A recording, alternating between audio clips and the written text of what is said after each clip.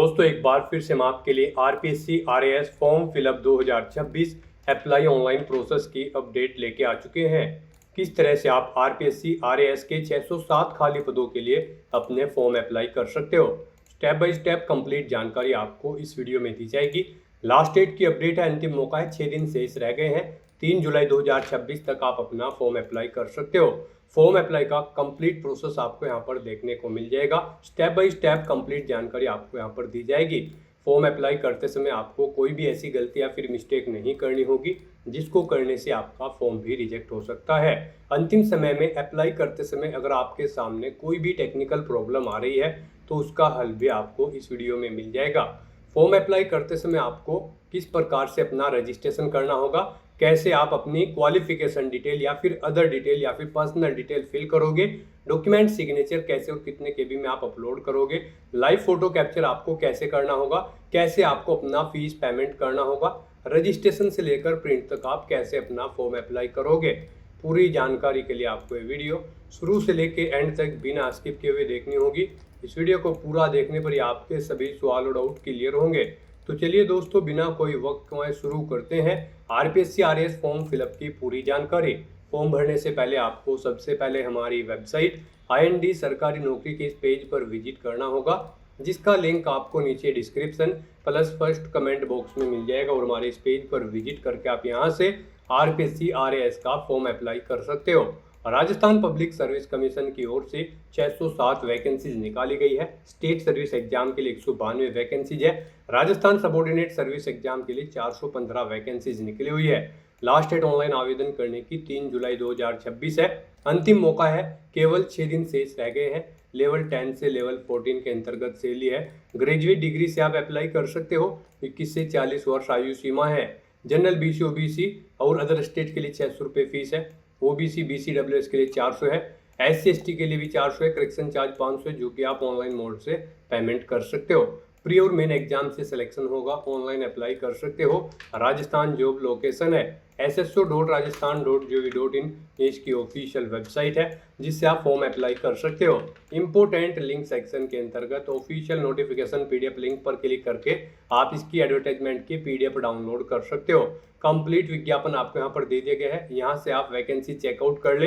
अलग अलग विभाग वाइज यहाँ पर आपको सैलरी की जानकारी और वैकेंसीज की कंप्लीट डिटेल दे दी गई है। उसके बाद में क्वालिफिकेशन की detail, age limit, age relaxation की इंफॉर्मेशन, साथ ही साथ यहाँ पर आपको सिलेक्शन क्राइटेरिया दिया गया है, फीस पेमेंट की जानकारी, एग्जाम पैटर्न और सिलेबस आप डिटेल में यहाँ से प्री मेन एग्जाम के लिए चेकआउट कर ले। फॉर्म अप्लाई करते समय आपको किन किन बातों को ध्यान में रखना होगा, कैसे रजिस्ट्रेशन करना होगा, डॉक्यूमेंट सिग्नेचर, फोटोग्राफ कैसे अपलोड करने होंगे, सभी जनरल गाइडलाइंस आपको इस PDF में देखने को मिल जाएगी। तो फॉर्म अप्लाई करने से पहले आपको ये नोटिफिकेशन की PDF पूरा पढ़ना अनिवार्य है। इसको पूरा पढ़ने से ही आपके सभी सवाल और डाउट क्लियर होंगे। PDF रीड आउट करने के बाद में आपको अप्लाई ऑनलाइन के इस लिंक पर क्लिक करना होगा, तो आपके सामने ऑनलाइन आवेदन करने का ये ऑफिशियल पोर्टल ओपन हो जाएगा। गाइड, यहाँ पर अगर आपने पहले से रजिस्ट्रेशन कर रखा है तो आपको यहाँ पर अपनी SSO ID या फिर यूजर नेम एंटर करना है, अपना पासवर्ड आपको एंटर करना है, ये कैप्चा कोड आपको यहाँ पर एंटर करना है और उसके बाद फिर आपको यहाँ पर लॉगिन की स्टेप पर क्लिक करते हुए लॉगिन करके अपना फॉर्म अप्लाई कर लेना है। और अगर आप इस भर्ती के लिए फर्स्ट टाइम अप्लाई करने जा रहे हो तो सबसे पहले यहाँ पर आपको अपना रजिस्ट्रेशन करना होगा। उसके लिए आपको यहाँ पर रजिस्ट्रेशन की टैब दी गई है, आप इस पर क्लिक करें और अपनी बेसिक इन्फॉर्मेशन प्रोवाइड करते हुए यहाँ पर आप अपना रजिस्ट्रेशन कर ले। गाइड, यहाँ पर आप राजस्थान सिंगल साइन ऑन के पोर्टल पर कैसे अपना वन टाइम रजिस्ट्रेशन करोगे, इसके लिए आपको इस वीडियो के डिस्क्रिप्शन बॉक्स में हमारी दूसरी वीडियो का लिंक दिया गया है, जिस पर आपको स्टेप बाय स्टेप समझाया गया है कि कैसे आप राजस्थान सिंगल साइन ऑन के पोर्टल पर अपना OTR कर सकते हो। तो आप उस वीडियो को ओपन कर ले, उसमें से रजिस्ट्रेशन का कंप्लीट प्रोसेस चेकआउट कर ले और अपना रजिस्ट्रेशन करने के बाद फिर आप यहाँ पर लॉगिन करें। लॉगिन करने के लिए आप अपनी SSO ID और यूजर नेम एंटर करेंगे, जो आपको रजिस्ट्रेशन के बाद प्रोवाइड कराया जाएगा। अपना पासवर्ड एंटर करेंगे, एक कैप्चा कोड यहाँ पर एंटर करेंगे और लॉगिन की स्टेप पर क्लिक करते हुए आप अपने डैशबोर्ड में लॉगिन करेंगे। लॉगिन करने के बाद आपके सामने कुछ इस तरह से इंटरफेस ओपन होगा। अब यहाँ पर आने के बाद आपको रिक्रूटमेंट पोर्टल के इस ऑप्शन पर क्लिक करना है।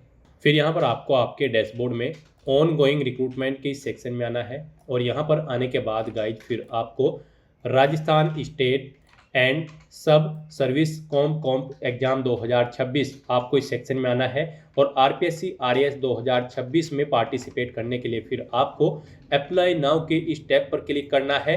उसके बाद आपके सामने कुछ इस तरह से इंटरफेस ओपन होगा। आपको एक बार फिर से राजस्थान स्टेट एंड सब सर्विस कॉम्प एग्जाम 2026 के ऑप्शन पर क्लिक करना है और उसके बाद यहाँ पर आपके सामने कुछ इस तरह से इंटरफेस ओपन हो जाएगा। यहाँ पर आपका एप्लीकेशन फॉर्म स्टार्ट हो चुका है। कुछ चीज़ें यहाँ पर आपको ऑटोमेटिकली फिल मिल गई है जो आपके रजिस्ट्रेशन टाइम पे आपने प्रोवाइड कराई थी, वो यहाँ पर आपको कुछ चीज़ें ऑटोमेटिकली फिल मिल गई है। अब यहाँ पर आने के बाद बस आपको अपनी माता का नाम यहाँ पर एंटर करना है।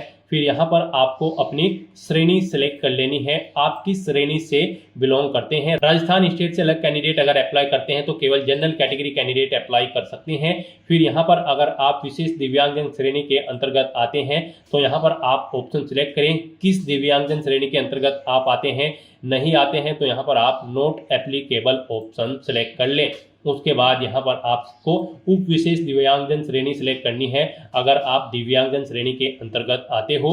उसके बाद यहाँ पर आपको अपनी श्रेणी का प्रमाण पत्र संख्या देनी होगी और फिर आपको बताना होगा कि क्या आपको स्रोत लेखक की आवश्यकता है। अगर है तो यहाँ पर आप स्वयं उसकी प्रबंध करेंगे या फिर विभाग को उसका प्रबंध करना है, यहाँ पर आपको ऑप्शन मिल जाएगा। और गाइस अगर आप यहाँ पर विशेष दिव्यांगजन श्रेणी के अंतर्गत नहीं आते हो तो फिर आगे के ये ऑप्शन आपको यहाँ पर डिसेबल्ड कर दिए जाएंगे। उसके बाद यहाँ पर आपको अपना रिलीजन सिलेक्ट करना है, अपनी वैवाहिक स्थिति मैरिटल स्टेटस आपको बताना है, आप मैरिड हो या फिर अनमैरिड हो या फिर डाइवोर्स हो, आप अपने अकॉर्डिंग ऑप्शन सिलेक्ट करें। उसके बाद यहाँ पर अगर आप मैरिड हो तो यहाँ पर आपको अपने जीवित बालक की संख्या देनी है और आपको यहाँ पर आपका मोबाइल नंबर ऑटोमेटिकली फिर मिल जाएगा। अपना व्हाट्सएप मोबाइल नंबर देना चाहते हैं तो वो यहाँ पर आप दे सकते हैं। आपके पास जन आधार आईडी है तो वो आप यहाँ पर एंटर कर सकते हैं, नहीं है तो इस कॉलम को आप खाली छोड़ दें। गाइस यहाँ पर जिन कॉलम के सामने रेड कलर का स्टार बना हुआ है उनमें आपको डिटेल्स देनी मस्ट है और जिनमें नहीं बना हुआ है वो ऑप्शनल है, आप उनकी डिटेल चाहे तो दें चाहे या फिर न दें। यहाँ पर आप अपनी पोस्ट सेलेक्ट करें जिसके लिए आप अप्लाई करना चाहते हो। उसके बाद यहाँ पर आपको अपना कोरोस्पोंडेंस एड्रेस एंटर करना है। कोरोस्पोंडेंस एड्रेस में आपको अपना स्टेट चुनना है, अपना डिस्ट्रिक्ट चुनना है, शहर या फिर गांव का नाम देना है, अपना पिन कोड देना है, अपना फोन नंबर देना है, ये ऑप्शनल है। इस तरह से अपनी डिटेल्स फिल करने के बाद अब गाइस यहाँ पर आपको नेक्स्ट के इस ऑप्शन पर क्लिक कर देना है। फिर आपसे पूछा गया है जो मोबाइल नंबर और ईमेल आईडी आपने दी है क्या वो करेक्ट है।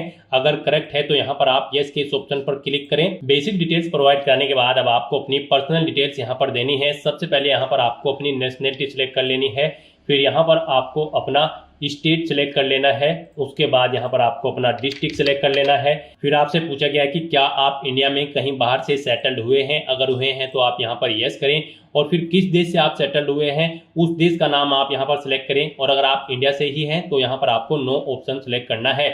उसके बाद आपसे पूछा गया है कि क्या आप भूतपूर्व सैनिक हैं, अगर हैं तो आप यहाँ पर यस ऑप्शन सेलेक्ट करें और फिर अपना सर्विस का स्टेटस बताएं, आप रिटायर्ड है या फिर सर्विस पर हैं। अगर सर्विस पर है तो फिर यहाँ पर आपको अपना एनओसी लेटर नंबर देना है, डेट ऑफ एनओसी यहाँ पर आपको सिलेक्ट करनी है और अगर आप रिटायर्ड हो चुके हैं तो रिटायर्ड ऑप्शन सिलेक्ट करें। फिर आपको अपना पीपीओ नंबर देना है, डेट ऑफ रिटायरमेंट यहाँ पर आपको सिलेक्ट करनी है और अगर आप भूतपूर्व सैनिक नहीं है तो यहाँ पर आपको नो ऑप्शन सिलेक्ट करना है। आगे की डिटेल आपको डिसेबल्ड कर दी जाएगी। उसके बाद आपसे पूछा गया कि क्या आप स्पोर्ट पर्सन हैं, अगर हैं तो यहाँ पर आप यस ऑप्शन सिलेक्ट करें। स्पोर्ट पर्सन किस टाइप से हैं आप, नेशनल या फिर इंटरनेशनल लेवल के, आप अपने अकॉर्डिंग ऑप्शन सिलेक्ट करें और अगर आप नहीं हैं स्पोर्ट पर्सन तो आपको नो ऑप्शन सिलेक्ट करना है। फिर यहाँ पर आपसे पूछा गया कि क्या आप मौजूदा सरकारी विभाग या फिर सार्वजनिक उपक्रम कर्मचारी हैं, अगर हैं तो आप यहाँ पर यस करें और फिर यहाँ पर डिपार्टमेंट का नाम एंटर करें, नहीं है तो आप नो ऑप्शन सिलेक्ट कर लें। उसके बाद आपसे पूछा गया कि क्या आप एज में एडिशनल इलेक्शन चाहते हैं, अगर यहाँ पर एडिशनल इलेक्शन एक्स प्रिजनर यानी कि जेलर को मिलेगा, एनसीसी कैडेट इंस्ट्रक्टर को मिलेगा, आर्मी कैंडिडेट को मिलेगा। यहाँ पर अगर आपको नहीं चाहिए एज में इलेक्शन तो फिर आपको नॉट एप्लीकेबल ऑप्शन सिलेक्ट करना है। इस तरह से अपनी ये डिटेल फिल करने के बाद अब आपको नेक्स्ट के इस ऑप्शन पर क्लिक कर देना है। नेक्स्ट आपके सामने कुछ इस तरह से इंटरफेस शो होगा। यहाँ पर अब आपसे कहा गया है आपका सेकेंडरी और सीनियर सेकेंडरी का डाटा अवेलेबल नहीं है, अगर अवेलेबल होगा तो फिर यहाँ पर आपको ऑप्शन मिल जाएंगे और अगर अवेलेबल नहीं है तो यहाँ पर गाइज अब आपको ओके के इस ऑप्शन पर क्लिक करना है। नेक्स्ट आपके सामने कुछ इस तरह से इंटरफेस शो होगा। गाइस यहाँ पर अब आपको अपनी डॉक्यूमेंट डिटेल्स प्रोवाइड करनी है। यहाँ पर अब आपके एसएसओ के जो पोर्टल से फॉर्म भरे जा रहे हैं उनमें अब आपको अपनी डॉक्यूमेंट डिटेल्स अपडेट करनी होगी। उसके बाद यहाँ पर आप फॉर्म भर पाएंगे। यहाँ पर अब आपको अपनी डॉक्यूमेंट डिटेल अपडेट करने के लिए सबसे पहले अपना नाम एंटर करना होगा। जैसे ही आप इस बॉक्स में अपना कर्सर लाएंगे यहाँ पर आपको कीबोर्ड शो हो जाएगा। आपको हिंदी में अपना नाम एंटर करना होगा, अपने फादर का नाम एंटर करना होगा, अपनी मदर का नाम एंटर करना होगा और उसके बाद गाइज आपको यहाँ पर अपडेट के इस ऑप्शन पर क्लिक करके अपनी डिटेल यहाँ पर अपडेट कर देनी होगी। तो जैसे ही आप यहाँ पर कैंडिडेट नेम के इस ऑप्शन पर क्लिक करेंगे तो आपके सामने कुछ इस तरह से कीबोर्ड शो हो जाएगा। अब आपको इस कीबोर्ड में से कैरेक्टर को सिलेक्ट करते हुए अपना नाम यहाँ पर टाइप करना है, अपने फादर का नाम ऐसे ही टाइप करना है, फिर मदर का नाम टाइप करना है और अपडेट के ऑप्शन पर क्लिक करते हुए अपनी डिटेल यहाँ पर आपको अपडेट करनी होगी। अपडेट के ऑप्शन पर क्लिक करने के बाद आपके सामने आपका नाम यहाँ पर आपको इंग्लिश और हिंदी में शो कर दिया जाएगा। आपको इसे केयरफुली चेकआउट करना है कि इनमें स्पेलिंग वगैरह सब सही है और उसके बाद गाइड आपको यहाँ पर कंफर्म एंड सेव के इस ऑप्शन पर क्लिक करना है। फिर आपके सामने कुछ इस तरह से इंटरफेस ओपन होगा। अब यहाँ पर आपको डिजी लॉकर इंटीग्रेशन रिकमेंडेड का ऑप्शन मिलेगा। गाइड यहाँ पर अब आपको अपनी क्वालिफिकेशन की सभी डिटेल्स यहाँ पर डिजी लॉकर से फैच करनी होगी या फिर आपको मैन्युअली यहाँ पर अपनी क्वालिफिकेशन के सभी डॉक्यूमेंट आपको अपलोड करने होंगे। जैसे कि 10वीं 12वीं ग्रेजुएशन पोस्ट ग्रेजुएशन आपकी जो भी हायर क्वालिफिकेशन है उस तक की सभी डिटेल्स के दस्तावेज यहाँ पर आपको अपलोड करने होंगे, उनकी डिटेल आपको प्रोवाइड करनी होगी। अब आप आगे क्वालिफिकेशन जब भरी जाती है उसमें क्वालिफिकेशन की डिटेल नहीं भरोगे, यहाँ पर आप जो डिटेल प्रोवाइड कराएंगे अपनी क्वालिफिकेशन की उसी से आपके डॉक्यूमेंट फैच करके आपकी क्वालिफिकेशन आपको आगे ऑटोमेटिकली फिल मिल जाएगी। तो यहाँ पर अब आपको अपनी क्वालिफिकेशन के सभी डॉक्यूमेंट दस्तावेज की डिटेल देनी है और उन्हें यहाँ पर आपको अपलोड करना है। यहाँ पर आपके पास इन्हें अपलोड करने के लिए दो ऑप्शन है। आप डिजी लॉकर के माध्यम से यहाँ पर अपने डॉक्यूमेंट्स प्रोवाइड कर सकते हैं या फिर आप मैन्युअली यहाँ पर उन्हें अपलोड कर सकते हैं, उनकी डिटेल प्रोवाइड कर सकते हैं। मान लीजिए अगर आप यहाँ पर डिजी लॉकर के थ्रू अपनी डॉक्यूमेंट्स यहाँ पर फैच करना चाहते हैं तो उसके लिए आपको इस चेकबॉक्स को ओके करना है और गाइज फिर आपको यहाँ पर सबमिट के इस ऑप्शन पर क्लिक करना है। गाइड डिजी लॉकर के थ्रू अगर आप अपने डॉक्यूमेंट्स की डिटेल यहाँ पर प्रोवाइड कराना चाहते हैं तो आप ग्रांट डिजी लॉकर एक्सेस इस ऑप्शन पर क्लिक करेंगे। फिर आपके सामने यहाँ पर डिजी लॉकर का ऑप्शन ओपन होगा, आपको डिजी लॉकर पर सबमिट कर दिया जाएगा।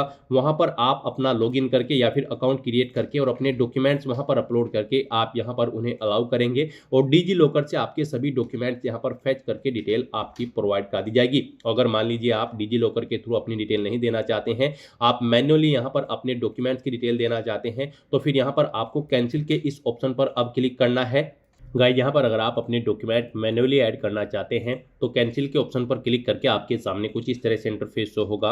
अब यहाँ पर आपको नोट अपलोडेड के इस ऑप्शन पर क्लिक करना है डॉक्यूमेंट वैलिडेशन सेक्शन में और उसके बाद गाइस आपको ऐड एजुकेशनल डॉक्यूमेंट्स आपको इस ऑप्शन पर क्लिक करना है। तो यहाँ पर अब आप अपनी एजुकेशनल क्वालिफिकेशन की डिटेल देंगे। मान लीजिए आप 10th की डिटेल प्रोवाइड करना चाहते हैं तो यहाँ पर 10th ऑप्शन सेलेक्ट करेंगे, क्वालिफिकेशन का लेवल से सिलेक्ट करेंगे, क्वालिफिकेशन की डिटेल देंगे, बोर्ड या यूनिवर्सिटी का नाम देंगे और फिर यहाँ पर आपको ग्रुप सेलेक्ट करना होगा जिस ग्रुप के अंतर्गत आपने अपनी 10वीं क्लास पास आउट की है। उसके बाद यहाँ पर आपको अपनी सब्जेक्ट की डिटेल देनी होगी। उसके बाद यहाँ पर आपको टाइप ऑफ एग्जाम सेलेक्ट करना है। फिर यहाँ पर गाइड आपको अपने रिजल्ट की डिटेल देनी है। आपका रिजल्ट परसेंटेज में था, सीजीपीए में या फिर ग्रेड में या फिर पास या फिर फेल, आप अपने अकॉर्डिंग ऑप्शन सेलेक्ट करेंगे। परसेंटेज में अगर था तो यहाँ पर आप अपना रोल नंबर एंटर करेंगे, अपना इनरोलमेंट नंबर आप एंटर करेंगे, पासिंग ईयर सेलेक्ट करेंगे और यहाँ पर आपको मैक्सिमम मार्क्स देने हैं। फिर उनमें से कितने ऑब्टेन किए हैं वो यहाँ पर आपको देने हैं। इनके अकॉर्डिंग यहाँ पर आपकी परसेंटेज आपको शो कर दी जाएगी। नंबर ऑफ अटेम्प्ट्स में यहाँ पर आपको बताना है कितनी बार में आपने यहाँ पर अपना 10वीं क्लास पास आउट की है। फिर यहाँ पर आपको अपनी मार्कशीट अपलोड करनी है। आपको चूज फाइल के ऑप्शन पर क्लिक करना है, फाइल को सिलेक्ट कर लेना है और पीडीएफ फॉर्मेट में 400 केबी से कम साइज की फाइल यहाँ पर आपको अपनी मार्कशीट की अपलोड कर देनी है। उसके बाद आपके पास जो सर्टिफिकेट है 10वीं क्लास का वो भी आपको चूज फाइल के ऑप्शन पर क्लिक करके 400 केबी से कम पीडीएफ फॉर्मेट में यहाँ पर अपलोड कर देना है और उसके बाद आपको यहाँ पर सेव मैन्युअली के इस ऑप्शन पर क्लिक करके अपनी डिटेल यहाँ पर सेव कर देनी है। इस तरह से यहाँ पर आप अपनी 10वीं क्लास की डिटेल सेव कर सकते हो। ऐसे ही यहाँ पर आप अपनी 12वीं क्लास की, ग्रेजुएशन की, पोस्ट ग्रेजुएशन की या फिर आपके पास जो भी सर्टिफिकेट है या फिर डिप्लोमा है उसकी डिटेल यहाँ पर आपको ऐड कर देनी है। गाइस यहाँ पर आप जिस भी पोस्ट के लिए अप्लाई कर रहे हैं उस पोस्ट के लिए जो रिक्वायर्ड क्वालिफिकेशन है वो सभी यहाँ पर आपको 1 by 1 करके ऐड कर देनी है। इस तरह से यहाँ पर आपको अपनी एजुकेशनल क्वालिफिकेशन की डिटेल देनी है और अपने एजुकेशनल क्वालिफिकेशन के डॉक्यूमेंट्स यहाँ पर आपको अपलोड कर देने हैं 1 by 1 करके। यहाँ पर आरपीएससी आरएएस की इस भर्ती में पार्टिसिपेट करने के लिए आपके पास बैचलर डिग्री होनी चाहिए किसी भी स्ट्रीम के अंतर्गत किसी वेल रिकॉग्नाइज्ड यूनिवर्सिटी से। नेक्स्ट यहाँ पर आपको अपनी क्वालिफिकेशन और एक्सपीरियंस की डिटेल प्रोवाइड करनी है। गाइज आपने डॉक्यूमेंट डिटेल प्रोवाइड कराते हुए अपनी क्वालिफिकेशन की डिटेल प्रोवाइड कराई थी, जो आपकी क्वालिफिकेशन है सभी क्वालिफिकेशन की डिटेल आपने उसमें प्रोवाइड कराई होगी।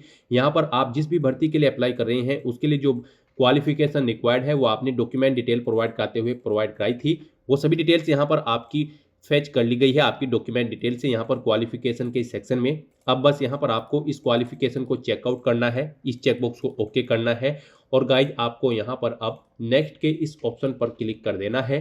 नेक्स्ट यहाँ पर आपको आपका फोटो और सिग्नेचर ऑलरेडी अपलोडेड मिलेंगे जो आपके OTR से फेच कर लिए गए हैं। OTR करते समय आपने अपना फोटो और सिग्नेचर जो अपलोड किए थे वो यहाँ पर आपको ऑलरेडी फेच करके शो कर दिए गए हैं। बस गाइज यहाँ पर अब आपको केवल नेक्स्ट के इस ऑप्शन पर क्लिक करना है।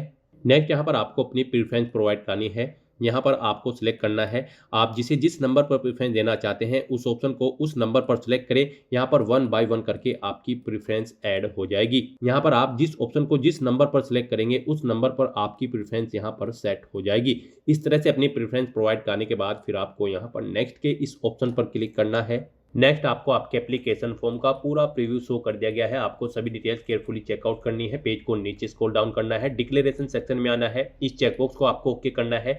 कहीं पर कोई मिस्टेक है तो आप अपडेट के इस ऑप्शन पर क्लिक करके अपने फॉर्म में आप चेंज आउट कर सकते हो। और अगर सभी चीज़ें ओके हैं तो बस यहाँ पर अब आपको अपना फॉर्म सबमिट कर देना है। उसके लिए आपको फाइनल सबमिट के स्टेप पर क्लिक करना है और अपना फॉर्म सबमिट कर देना है। उसके बाद आपके सामने ये पॉपअप शो होगा। यहाँ पर आकर आपको इस चेकबॉक्स को ओके करना है, फिर आपको सेंड OTP के ऑप्शन पर क्लिक कर देना है। उसके बाद आपके रजिस्टर्ड मोबाइल नंबर और ईमेल आईडी पर एक OTP सबमिट किया गया है।